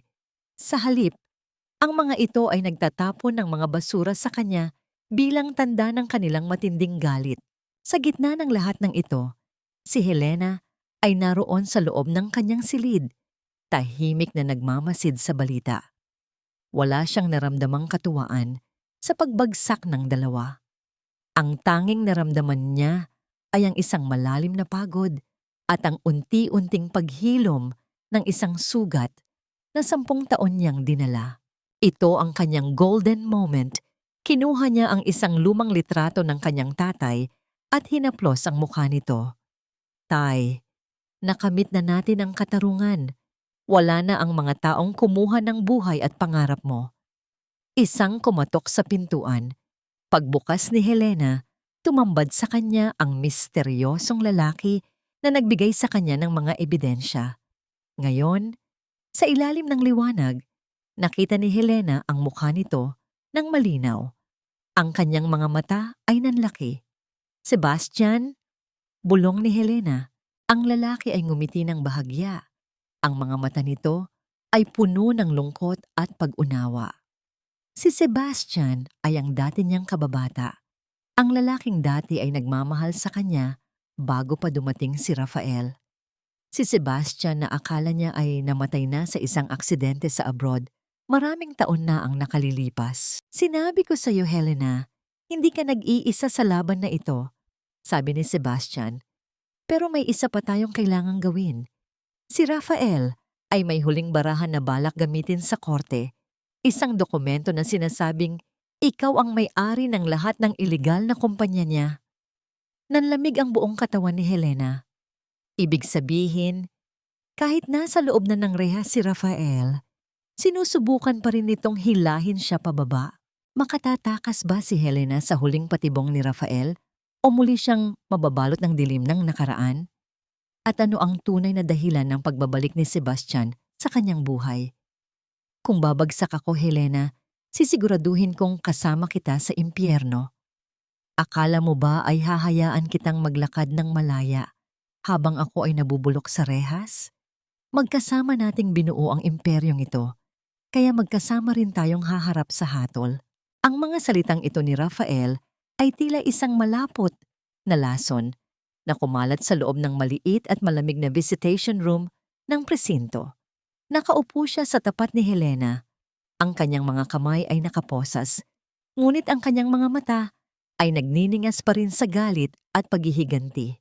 Inilapag niya sa mesa ang isang kopya ng dokumento, mga papeles na may pekeng lagda ni Helena bilang tumanggap ng mga nakaw na pondo mula sa mga offshore accounts. Nakatitig lamang si Helena sa mga papel. Sa kabilang bahagi ng salamin, nakita niya ang kanyang refleksyon. Isang babaeng malayo na, sa hitsura ng asawang kayang manipulahin ni Rafael. Nararamdaman niya ang panginginig ng kanyang mga kalamnan, ang panunuyo ng kanyang lalamunan, at ang bigat ng bawat tibok ng kanyang puso na tila isang dambuhalang pabigat sa kanyang dibdib. Ang lalaking dati ay hinahandugan niya ng pinakamasarap na hapunan, ay ngayoy hinahandugan siya ng kamatayan ng kanyang kalayaan. Bakit, Rafael? Mahinahong tanong ni Helena. Ang kanyang tinig ay halos isang bulong. Hindi pa ba sapat na pinatay mo ang tatay ko? Hindi pa ba sapat na ninakawan mo ako ng 10 taon ng aking buhay? Kailangan mo pa ba akong idamay sa sarili mong pagkawasak? Tumawa si Rafael. Isang tawang walang katuwaan, kundi purong kapaitan. Dahil wala ka namang silbi kung wala ako, Helena. Sino ka ba bago mo ako nakilala? Isang babaeng probinsyana na may maliit na lupain? Ako ang nagbigay sa iyo ng pangalan. Ako ang naglagay sa iyo sa mga magazine at dyaryo. Lahat ng tinatamasa mo ay dahil sa ambisyon ko. At kung ang ambisyong yun ang sisira sa akin, nararapat lang na isama kita dahil ikaw ang pundasyon ng lahat ng ito. Gasgas na ang pag-ibig, Helena. Sa mundong ito, ang tanging mahalaga ay kung sino ang huling nakatayo. Sa labas ng pinto, nakatayo si Sebastian at Attorney Mateo, handang pumasok kapag kailangan. Ngunit nais ni Helena na harapin ang halimaw ng mag-isa. Ito ang kanyang huling hapunan kasama ang multo ng kanyang pagsasama. Naalala mo ba, Rafael? Simula ni Helena, ang kanyang isipan ay lumipad sa kanilang unang anibersaryo sa maliit na barong-barong. Wala tayong pambili ng pagkain noon. Isang pirasong tinapay lang ang pinaghatian natin. Sinabi mo sa akin na kahit asin lang ang ulam, basta't magkasama tayo, busog na ang puso mo. Iyon ang huling hapunan na naging masaya ako. Ito ang golden moment ni Helena. Hinawakan niya ang malamig na ibabaw ng mesa. Inaalala ang init ng tinapay na yon. Ang pait ng kasalukuyan ay mas lalong naging matindi dahil sa tamis ng nakaraan. Ang kaalamang, ang lalaking nasa harap niya ay ang parehong lalaking nangako ng katapatan ay nagdulot ng isang matinding pagguho sa loob ng kanyang pagkatao. Ngunit mula sa guhong yon, isang bagong lakas ang sumibol. Dahan-dahang tumayo si Helena. Kinuha niya ang dokumento at pinunit ito sa harap ni Rafael. Maling tao ang kinalaban mo, Rafael, sabi ni Helena. Ang kanyang mga mata ay hindi nakakikitaan ng luha. Akala mo ba ay hindi ko alam ang tungkol sa mga pekeng lagdang ito? Bago ka pa man makarating sa korte, na ibigay na ni Sebastian sa mga otoridad ang orihinal na ledgers na itinatago mo sa safe house mo sa Batangas. Ang bawat sentimo na ninakaw mo, ang bawat illegal na transaction, lahat yan ay may pangalan mo lang. Hindi mo ako magagamit na pananggalang. Ang mukha ni Rafael ay biglang nawalan ng kulay. Paanong nakuha ninyo ang orihinal? Dahil ang taong pinagkakatiwalaan mong magbantay, doon ay ang taong matagal mo nang inaabuso. Sagot ni Helena. Ang utang na loob ay hindi nabibili ng takot, Rafael. Bumukas ang pinto at pumasok ang 2 pulis. Mr. De Gracia, may bago kaming warrant para sa iyo. Bukod sa fraud at attempted murder, kinakasuhan ka na rin ng parricide kaugnay ng pagkamatay ni Teodoro Valeriano. Nagsimulang magwala si Rafael habang hinihila siya ng mga pulis. Helena, hindi pa tapos ito. Papatayin kita. Papatayin ko kayong lahat. Habang umaalingaw-ngaw ang mga sigaw ni Rafael sa pasilyo, lumabas si Helena ng visitation room. Sinalubong siya ni Sebastian. Ang mga mata nito ay puno ng pag-aalala. Ayos ka lang ba? Tanong ni Sebastian. Hindi sumagot si Helena. Tumingin siya sa malayo, sa langit na unti-unti nang nagkakaroon ng liwanag. Ngunit bago pa man sila makalabas ng building, isang tawag ang natanggap ni Attorney Mateo. Helena, tumakas si Cassandra sa hospital arrest. Ang boses ng abogado ay puno ng kaba. At ang huling balita, may dala siyang baril at papunta siya sa bahay ni Nanay Rosa. Nanlamig ang buong pagkatao ni Helena. Ang kanyang kaisa-isang pamilyang natitira ay nasa panganib dahil sa isang babaeng wala nang mawawala. Makararating ba si Helena sa oras upang iligtas ang taong nag-aruga sa kanya? O isang panibagong trahedya ang wawasak sa kanyang muling pagbangon? Kung hindi ako magiging masaya, Helena, sisiguraduhin kong wala ka ring babalikang pamilya. Kukunin ko sa iyo ang kaisa-isang taong nagmamahal sa iyo, gaya ng pagkuha mo sa lahat ng mayroon ako. Ang boses ni Cassandra sa kabilang linya ng telepono ay tila nanggagaling sa kailaliman ng lupa, puno ng lason, baliw, at wala ng takot mamatay. Habang humaharurot ang sasakyan ni Sebastian patungo sa lumang bahay ni Nanay Rosa sa probinsya, ang puso ni Helena ay tila isang ibong nagpupumiglas sa loob ng kanyang dibdib. Ang bawat segundo ay tila isang taon ng paghihirap. Ang kanyang mga kamay ay nanlalamig at ang kanyang paningin ay lumalabo dahil sa halo-halong takot at pagsisisi. Bilis, Sebastian! Baka kung anong gawin niya kay Nanay Rosa. Ang hiling ni Helena. Ang kanyang boses ay nanginginig sa matinding kaba. Nabalik ang kanyang gunita sa lahat ng taon na si Nanay Rosa ang nagsilbing sandigan niya.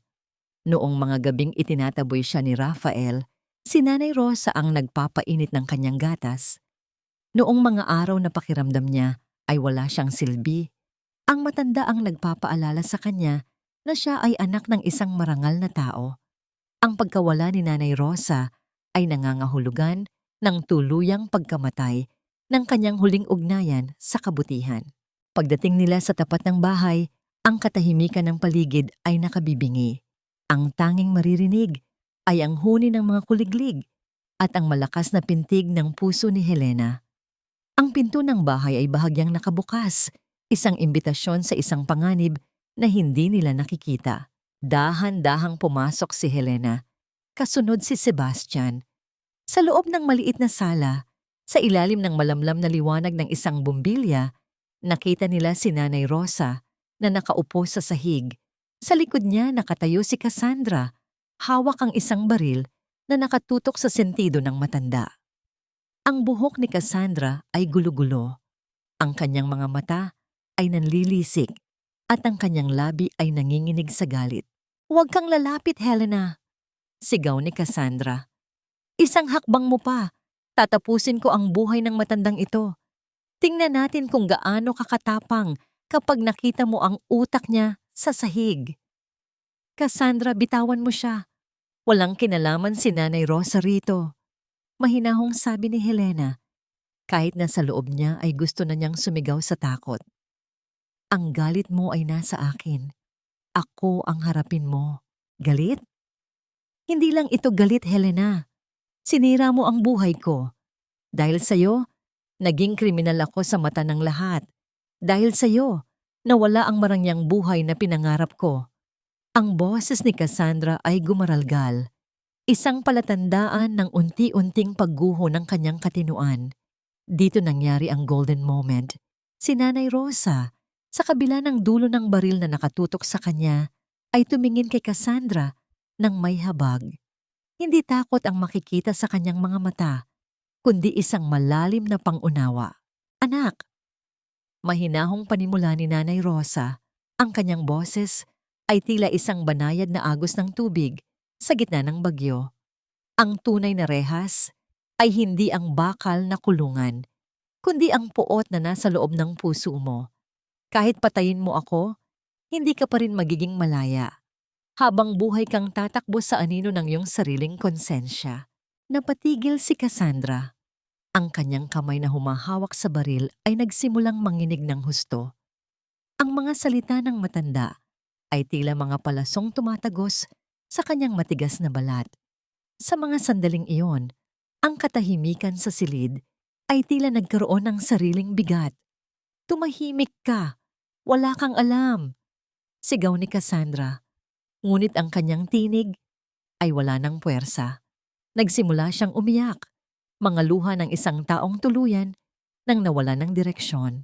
Habang nagkakagulo sa loob ng bahay, sa kabilang panig ng lungsod, Si Rafael ay kasalukuyang inililipat sa isang maximum security prison. Habang nakasakay sa loob ng police van, nakatingin siya sa labas ng bintana. Nakita niya ang malalaking billboards ng kanyang hotel na ngayoy binabaklas na upang palitan ng pangalan. Ang bawat piraso ng kanyang imperyo ay unti-unting nawawala. Tila mga dahong natutuyo at tinatangay ng hangin. Naramdaman ni Rafael ang isang matinding lamig sa kanyang mga kamay. Ang rehas na bakal na nakapalibot sa kanya ay hindi lamang harang sa kanyang kalayaan. Ito ay naging simbolo ng lahat ng kanyang maling desisyon. Ang pait ng kanyang kinahinatnan ay tila isang laso na dahan-dahang pumapatay sa kanyang espiritu. Wala na si Helena, wala na ang pera, wala na ang lahat. Bumalik ang eksena sa bahay ni Nanay Rosa. Isang malakas na tunog ng sirena ng pulis ang narinig mula sa malayo. Ang ingay ay tila naging hudyat para kay Cassandra. Sa isang iglap, itinaas niya ang baril. Hindi kay Nanay Rosa, kundi sa kanyang sariling ulo. Hindi ninyo ako makukuha ng buhay. Sigaw niya. Huwag, Cassandra! Sigaw ni Helena habang sumusugod pa sulong. Ang tunog ng isang malakas na putok ay yumanig sa buong kabahayan. Kasunod ng isang nakabibinging katahimikan. Bumagsak ang katawan ni Cassandra sa sahig. Ang kanyang dugo ay dahan-dahang kumalat sa lumang banig ni Nanay Rosa. Napatakip ng mukha si Helena, habang si Sebastian ay mabilis na nilapitan ng matanda upang iligtas. Ang lahat ng drama, ang lahat ng pait, at ang lahat ng pagnanasa sa higanti ay nauwi sa isang trahedya na walang sino mang nanalo. Habang hinihila ang bangkay ni Cassandra at habang si Rafael ay tuluyan ng ipinasok sa kanyang selda, naiwan si Helena sa labas ng bahay, nakatingin sa langit. Ang ulan ay tumigil na, ngunit ang lamig sa kanyang puso ay naroon pa rin. Ano ang natitira sa isang babaeng nakuha na ang katarungan pero nawala naman ang lahat ng kanyang pinaniwalaan? At makakaya ba ni Helena na harapin ang bukas nang walang anino ng nakaraan na humahabol sa kanya?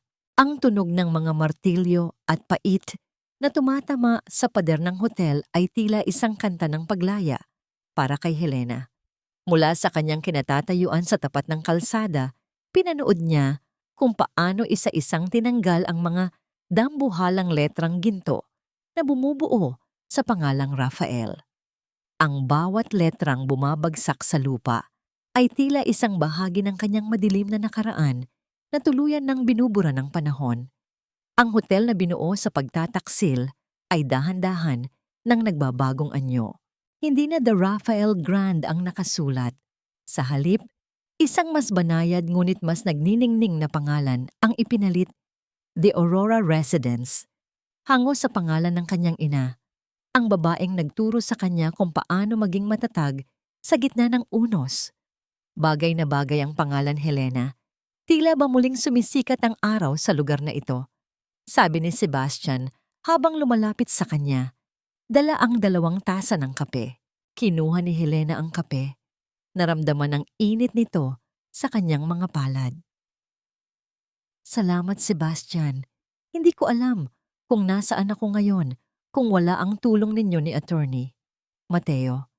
Akala ko noon, ang tagumpay ay ang makitang nasasaktan ang mga nanakit sa akin. Pero mali pala ako. Ano ang tunay na tagumpay para sa iyo ngayon? Tanong ni Sebastian. Ang kanyang mga mata ay nakapako sa mukha ni Helena. Tila binabasa ang bawat linya ng emosyon doon. Huminga ng malalim si Helena. Ninanamnamang hangin na wala na ang amoy ng lansa ng kasinungalingan. Ang tunay na tagumpay ay ang magising sa umaga na hindi na mabigat ang dibdib. Ang makita ang sarili ko sa salamin at makilala muli ang babaeng matagal ko nang ibinaon sa limot. Ang Aurora ay hindi lang isang hotel. Ito ang aking deklarasyon ng kalayaan. Ito ang kanyang golden moment. Naglakad si Helena papasok sa lobby.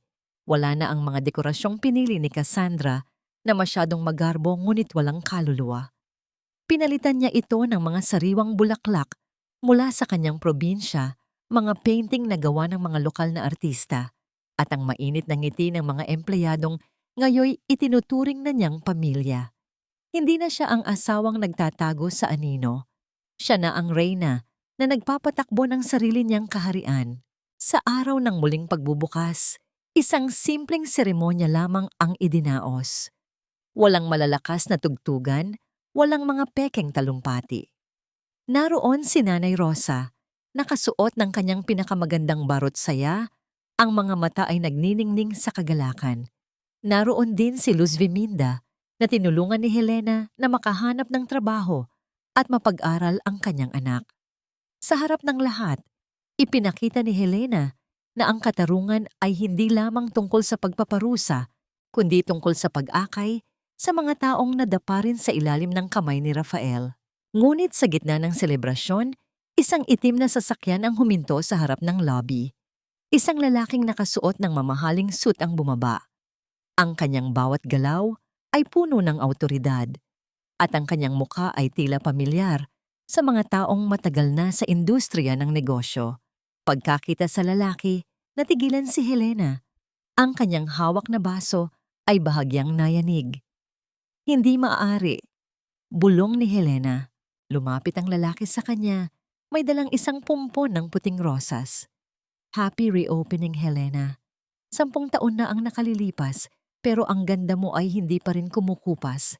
Naaalala mo pa ba ang huling pangako ko bago ako umalis? Ang lalaki ay si Gabriel, ang unang pag-ibig ni Helena, ang lalaking ipinagpalit niya kay Rafael dahil sa matatamis na salita ng huli. Si Gabriel, na ngayoy isa ng bilyonaryong tycoon sa ibang bansa, ay nagbabalik. Gabriel, anong ginagawa mo rito? Tanong ni Helena.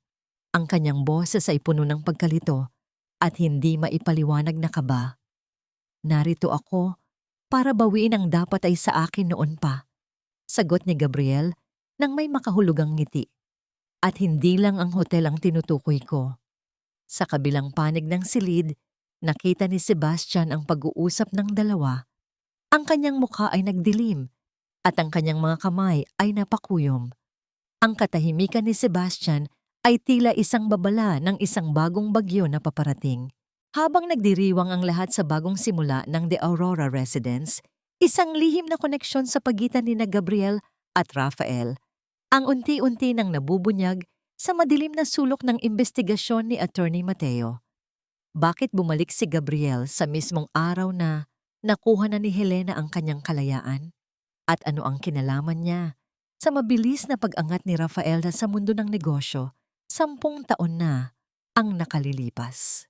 Ang pinakamahirap na bahagi ng paghilom ay hindi ang paglimot sa sakit, kundi ang pagtanggap na ang taong nanira sa iyo ay ang taong dati mong pinakainaasahan. Ang bulong na ito ni Helena sa kanyang sarili ay tila isang malalim na buntong hininga na sumasabay sa ihip ng hangin sa hardin ng Aurora Residence. Hawak niya ang isang puting rosas, isang alay, mula kay Gabriel na hanggang ngayon ay hindi niya pa rin alam kung saan ilalagay. Ang bawat talulot nito ay tila nagpapaalaala sa kanya ng mga panahong ang mundo niya ay umiikot lamang sa mga pangako bago ito dinurog ng realidad. Helena, alam kong marami akong dapat ipaliwanag. Simula ni Gabriel, ang kanyang boses ay nananatiling mahinahon, gaya ng dati. 10 taon akong nagtrabaho sa ibang bansa. Binuo ang sarili ko dahil akala ko, kapag naging mayaman na ako, magiging sapat na ako para sa'yo. Hindi ko alam na sa pag-alis ko, may isang lobong tulad ni Rafael na sasamantalahin ang kahinaan mo. Tumingin si Helena sa malayo, sa mga ulap na unti-unti nang nagkukulay lila dahil sa papalubog na araw. Huli na ang lahat para sa mga paliwanag, Gabriel. Ang sugat na iniwan ni Rafael ay masyadong malalim para gamutin ng mga salitang pane at dapat. Hindi na ako ang babaeng iniwan mo sa pier, 10 taon na ang nakalilipas. Ang babaeng iyon ay matagal na ring namatay kasama ng kanyang mga pangarap. Ngunit hindi pa huli ang lahat para sa isang bagong simula. Pilit ni Gabriel, dahan-dahang humahakbang palapit. Bago pa man makasagot si Helena, lumitaw si Sebastian mula sa likuran ng mga halamanan. Ang kanyang presensya ay tila isang pader na humarang sa pagitan ni na Helena at Gabriel. Ang bagong simula ni Helena ay hindi nangangailangan ng mga multo mula sa nakaraan, Gabriel. Hayaan mo muna siyang huminga. Nagtagis ang mga bagang ni Gabriel, ngunit pinili niyang manahimik. Sa isang huling sulyap kay Helena, iniwan niya ang dalaga sa piling ni Sebastian. Ang katahimikan sa hardin ay tila naging mas mabigat, puno ng mga hindi sinasabing katanungan. Kinabukasan, nagpasya si Helena na bumisita sa sementeryo. Ito ang kanyang golden moment. Bit-bit ang mga paboritong bulaklak ng kanyang ama. Lumuhod siya sa harap ng puntod ni Mang Teodoro. Dahan-dahan niyang hinaplos ang malamig na marmol, habang ang mga luha ay muling naglandas sa kanyang mga pisngi. Hindi luha ng pait, kundi luha ng isang anak na sa wakas ay nakauwi na sa kanyang tunay na tahanan. Tay, maayos na ang lahat. Bulong niya sa hangin. Wala na ang mga taong kumuha sa'yo sa akin. Ang Aurora, ang hotel ni nanay, buhay na muli. Sana ay nakikita ninyo ako ngayon. Sana ay proud kayo sa akin. Sa mga sandaling iyon, tila naramdaman ni Helena ang isang banayad na haplos sa kanyang balikat. Isang pakiramdam na tila yakap ng kanyang ama mula sa kabilang buhay. Ang katahimikan ng sementeryo ay hindi nakatatakot. Ito ay naging isang banal na espasyo para sa kanyang paghilom. Ngunit ang kapayapaang ito ay panandalian lamang. Pag-uwi niya sa Aurora Residence, isang liham ang naghihintay sa kanyang mesa. Galing ito sa abogado ni Rafael mula sa loob ng bilangguan. Dahan-dahang binuksan ni Helena ang sobre. Sa loob nito ay may isang lukot na papel na puno ng sulat kamay ni Rafael. Helena, alam kong wala akong karapatang humingi ng tawad, pero kailangan mong malaman ang totoo. Hindi ako ang tanging may sala sa pagkamatay ng tatay mo. May nag-utos sa akin. May nagbayad sa akin para gawin yun. At ang taong iyon ay ang taong kasama mo ngayon. Nanlamig ang buong pagkatao ni Helena. Ang liham ay tila isang kidlat na tumama sa kanyang puso. Kinuha niya ang lighter sa ibabaw ng mesa at sinilaban ng papel. Pinanood niya kung paano lamunin ng apoy ang mga salita ni Rafael hanggang sa maging abo ang mga ito. Hindi mo na ako maluloko, Rafael. Bulong ni Helena habang pinagmamasdan ang huling bahagi ng papel na naglalaho. Ang mga lason mo ay wala nang bisa sa akin. Ngunit sa kabila ng kanyang matigas na paninindigan, isang butil ng pagdududa ang naitanim sa kanyang isipan. Sino ang tinutukoy ni Rafael? Si Sebastian ba na laging nasa tabi niya? O si Gabriel na biglang nagbalik mula sa kawalan? Habang papalapit ang gabi, isang tawag mula kay Attorney Mateo ang nagpabalisa sa kanya. Helena, may nahanap kaming dokumento sa lumang safe ni Rafael, isang kontrata na may pirma ni Gabriel 10 taon na ang nakalilipas. Kontrata ito para sa pagbili ng lupain ng tatay mo. Muling bumukas ang mga sugat na akala ni Helena ay naghihilom na. Sino nga ba ang tunay na kaibigan at sino ang kaaway na nagtatago sa likod ng isang maamong mukha? Ang tiwala ay parang isang kristal, Gabriel. Kapag nabasag, maaari mo itong dilitan. Pero mananatili ang mga lamat na laging magpapaalala sa iyo ng sakit. Ang tinig ni Helena ay tila isang malamig na hininga ng gabi habang inilalapag niya ang kopya ng lumang kontrata sa ibabaw ng mesa ng kanyang opisina. Ang lagda ni Gabriel sa dokumentong yon, isang lagda na 10 taon na ang nakalilipas, ay tila isang marka ng pagtataksil na mas masahol pa sa ginawa ni Rafael. Sa loob ng silid, ang tanging maririnig ay ang mahinang ugong ng aircon at ang mabilis na paghinga ni Gabriel na tila isang taong nakulong sa isang masikip na espasyo. Helena, pakinggan mo ako. Pagmamakaawa ni Gabriel, ang kanyang mga kamay ay bahagyang nakaabot sa dalaga, ngunit agad din niyang binawi. Noon, bago ako umalis, Pinilit ako ni Rafael. Sinabi niya na yun lang ang tanging paraan para mabayaran ang utang ng tatay mo at hindi kayo mapalaya sa inyong lupa. Akala ko, sa pagpirma ko, inililigtas ko kayo. Hindi ko alam na gagamitin niya iyon para agawin ang lahat sa inyo. Iniligtas? Isang mapait na tawa ang pinakawalan ni Helena. Iniligtas mo kami sa pamamagitan ng pagbibigay sa kanya ng kapangyarihan na sirain ang buhay ng tatay ko? Gabriel, umalis ka. Nawala ka ng 10 taon at sa pagbabalik mo, dala mo pa rin ang amoy ng mga lihim na pumatay sa aking nakaraan. Helena, sabi ko umalis ka na. Ang sigaw ni Helena ay hindi malakas, ngunit puno ito ng awtoridad na hindi matatanggihan. Nang makaalis si Gabriel, muling binalot ng katahimikan ang silid. Lumapit si Sebastian kay Helena. Ang kanyang mukha ay puno ng pag-aalala. Gusto mo bang sundan ko siya? O gusto mong mapag-isa? Tiningnan ni Helena si Sebastian. Sa lahat ng taon, ito ang lalaking nanatili sa dilim para bantayan siya. Ngunit sa sandaling ito, naramdaman ni Helena ang isang matinding pagnanais na tumayo sa sarili niyang mga paa. Hindi siya pwedeng umasa sa isa pang lalaki para sa kanyang kaligtasan. Sebastian, salamat, mahinang sabi ni Helena. Pero kailangan kong tapusin ito ng mag-isa. Pupunta ako sa kulungan. Kakausapin ko si Rafael sa huling pagkakataon. Ito ang kanyang golden moment. Naglakad si Helena palabas ng Aurora Residence nang walang escort, walang abogado, at walang takot. Sa huling pagkakataon, pumasok siya sa visitation room ng maximum security prison. Sa likod ng makapal na salamin, naroon si Rafael. Ang mukha nito ay tila isang tuyong dahon, wala ng buhay, wala ng kulay. Nandito ka. Boses ni Rafael sa intercom, may halong tagumpay. Nalaman mo na ba? Nasira ko na ba ang tiwala mo sa knight in shining armor mo? Tinitigan siya ni Helena nang diretso sa mga mata. Isang tingin na puno ng kapayapaan na hindi kayang abutin ni Rafael. Narito ako para pasalamatan ka, Rafael, sabi ni Helena. Ang mga salitang ito ay tila isang sampal sa lalaki. Pasalamatan? Dahil ba sinira ko ang buhay mo? Hindi, iling ni Helena.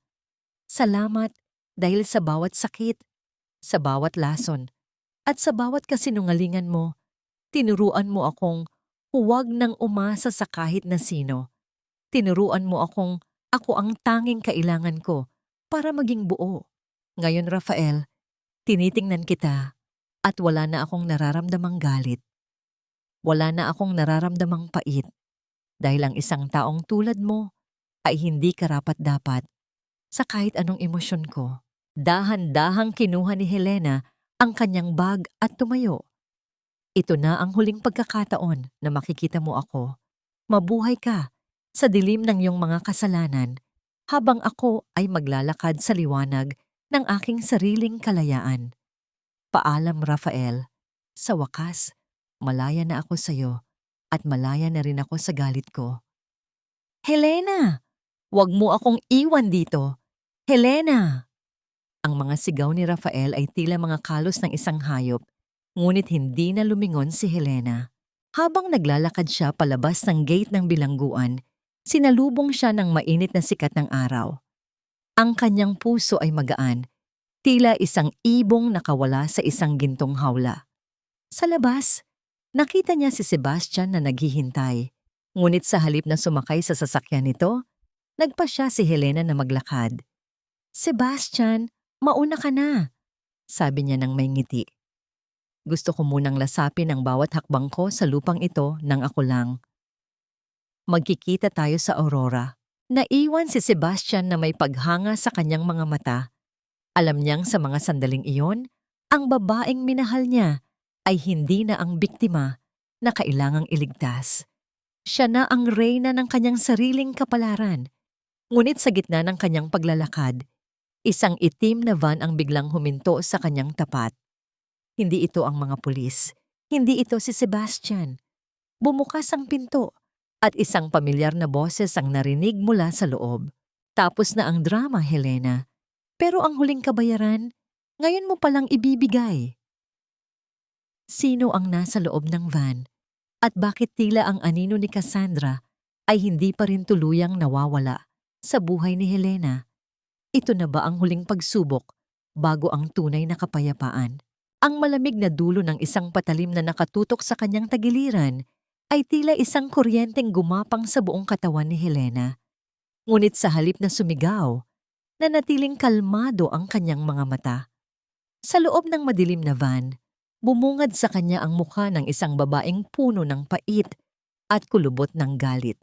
Si Doña Faustina, ang ina ni Rafael. Akala mo ba ay hahayaan kitang mabuhay ng marangya habang ang kaisa-isa kong anak ay nabubulok sa bilangguan? Ang boses ng matanda ay tila isang kalawang na bakal na kumikiskis, puno ng puot at paghihiganti. Ikaw ang malas sa buhay namin, Helena. Isang hampas lupang kinuha namin sa putikan at ngayon ay ikaw pa ang may ganang manira sa amin. Hindi sumagot si Helena. Tinitigan niya ang kanyang biyenan, ang babaeng 10 taon niyang pinagsilbihan, ang babaeng laging pumupuna sa kanyang bawat kilos, at ang babaeng naging instrumento upang mas lalong maging malupit si Rafael sa kanya. Sa mga sandaling ito, nakita ni Helena ang huling anino ng kanyang nakaraan. Doña Faustina, mahinahong simula ni Helena, ang kanyang boses ay tila isang banayad na hangin sa gitna ng bagyo. Hindi ko sinira si Rafael. Sinira niya ang sarili niya sa sandaling pinili niyang pumatay ng dangal at buhay para sa pera. At kayo ang nagturo sa kanya na ang halaga ng tao ay sinusukat lamang sa ginto. Tumahimik ka. Isang marahas na sampal ang dumapos sa pisngi ni Helena, ngunit hindi siya natinag. Ang tunog ng palad na tumama sa balat ay umalingaw-ngaw sa loob ng sasakyan, ngunit ang sakit nito ay wala na sa kalingkingan ng mga pasakit na dinanas niya noon. Dinala siya ng van sa isang abandonadong bodega sa gilid ng dagat. Ang tunog ng mga alon na humahampas sa mga bato ay tila isang malungkot na paalala ng kawalang hanggan. Dito, sa gitna ng amoy ng lansa at kalawang, hinarap ni Helena ang huling pagsubok ng kanyang katatagan. Ito ang kanyang golden moment. Habang nakatali ang kanyang mga kamay, tumayo si Helena ng tuwid sa harap ng kanyang biyenan. Tapusin na natin ito, Doña Faustina. Kung papatayin ninyo ako, hindi ninyo pa rin maibabalik ang yaman ninyo. Hindi ninyo pa rin mailalabas si Rafael. Ang tanging matitira sa inyo ay ang parehong rehas na kinatatakutan ninyo. Nanginginig ang mga kamay ng matanda habang hawak ang patalim. Wala na akong pakialam sa pera. Gusto ko lang maramdaman mo ang sakit na nararamdaman ko. Ngunit bago pa man makakilos ang matanda, ang paligid ay napuno ng mga asul at pulang ilaw. Ang tunog ng sirena ng pulis ay tila isang hudyat ng pagtatapos. Mabilis na pumasok sina Sebastian at Attorney Mateo kasama ang mga otoridad. Ibaba mo ang sandata, Faustina, sigaw ng isang opisyal. Sa huling sandali, nakita ni Helena ang pagguho ng huling kuta ng mga degrasya. Ang matanda ay napaupo sa sahig, umiiyak ng walang tunog, tila isang batang nawalan ng laruan. Nilapitan siya ni Helena, dahan-dahang kinuha ang patalim mula sa nanginginig nitong kamay at hinawakan ng matanda sa balikat. Hindi po ako ang kaaway ninyo, bulong ni Helena. Ang sarili ninyong kasakiman ang pumatay sa pamilya ninyo. Paglabas ni Helena sa bodega, sinalubong siya ng sariwang hangin ng madaling araw. Ang langit ay unti-unti nang nagkukulay rosas at asul. Tumingin siya sa kanyang mga palad. Wala na ang mga tali. Wala na ang mga marka ng pagkaalipin.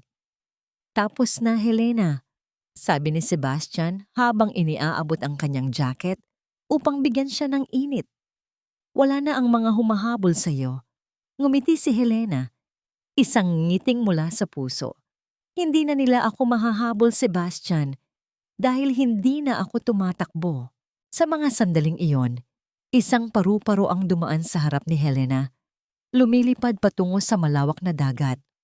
Ang pag-aspas ng mga pakpak nito ay tila isang simbolo ng kanyang sariling paglalakbay. Mula sa pagiging isang uod na gumagapang sa dumi, naging isang cocoon na nagtiis sa dilim at ngayon, isang malayang nilalang na handa ng lumipad sa sarili nitong langit.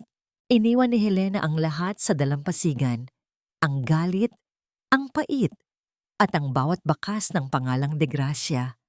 Sa paghakbang niya palayo, tanging ang sarili niyang pangalan ang dala niya. Helena Valeriano, isang babaeng muling nabuhay mula sa abo ng kanyang sariling pangarap. Mababago ba ng katarungan ang sugat ng kahapon? Marahil hindi. Pero sa gabing ito, natutunan ni Helena na ang tunay na kapayapaan ay hindi matatagpuan sa paghihiganti, kundi sa pagyakap sa bagong bukas na walang tanikala. 5 taon ang mabilis na lumipas, tila mga pahina ng isang lumang libro na dahan-dahang binubuklat ng hanging amihan. Sa malawak na bakuran ng isang farm sa probinsya ng Batangas, kung saan muling binuhay ni Helena ang lupain ng kanyang ama, ang hangin ay nagniningning sa ilalim ng gintong sikat ng araw.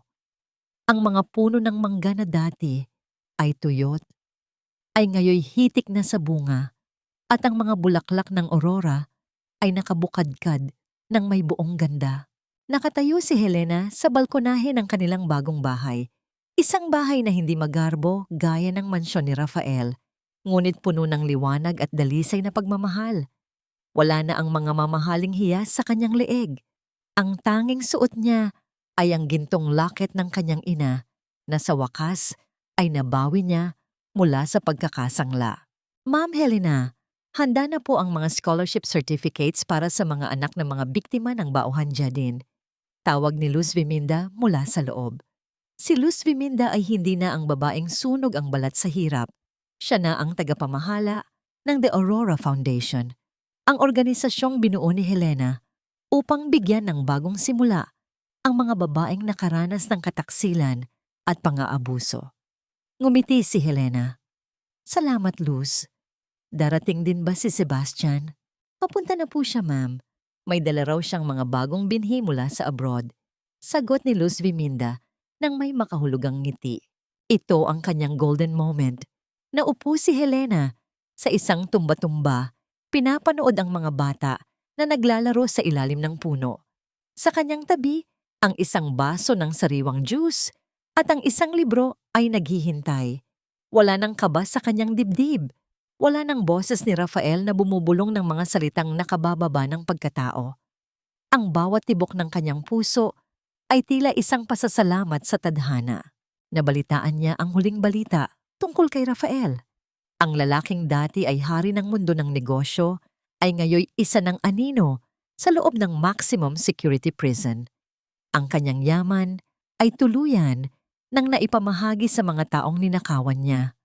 Ang mga sulat na ipinapadala nito ay hindi na binubuksan ni Helena. Sa halip, hinahayaan niyang tangayin ang mga ito ng hangin patungo sa limot. Hindi dahil sa galit, kundi dahil sa kawalan na ng pakialam. Lumapit si Nanay Rosa sa kanya, may dalang mainit na kape. Anak, nakikita mo ba ang mga ibon sa langit? Hindi sila nagtatanim o nag-aani, pero pinapakain sila ng may likha. Gaya mo, Helena, pinatunayan mong ang isang pusong marunong magtiis ay hinding-hindi pababayaan. Hinawakan ni Helena ang kamay ng matanda. Salamat, Nay. Nahanap ko na ang kapayapaan na akala ko ay wala na. Nang dumating si Sebastian, ang kanilang mga mata ay nagtagpo. Hindi sa isang pagtingin na puno ng mapusok na pagnanasa, kundi sa isang pagtinging puno ng respeto, pagkakaibigan, at ang posibilidad ng isang pag-ibig na dahan-dahang namumukadkad sa tamang panahon. Si Sebastian ay hindi ang kanyang tagapagligtas. Siya ang kanyang katuwang sa pagbuo ng isang mundong mas makatarungan. Dito nagtatapos ang kwento ni Helena Valeriano, isang kwentong nagsimula sa isang kusok keb at nagtapos sa isang matamis na tagumpay. Isang paalala para sa bawat babaeng nakikinig na ang iyong halaga ay hindi nakadepende sa lalaking katabi mo, kundi sa lakas ng iyong loob na tumayo muli matapos ang bawat pagkadapa. Ang dapit hapon ay dahan-dahang lumulubog, nag-iiwan ng mga kulay ng pag-asa sa abot tanaw. At sa huling pagkakataon, huminga si Helena ng malalim. Isang hininga ng isang babaeng sa wakas ay tunay ng malaya.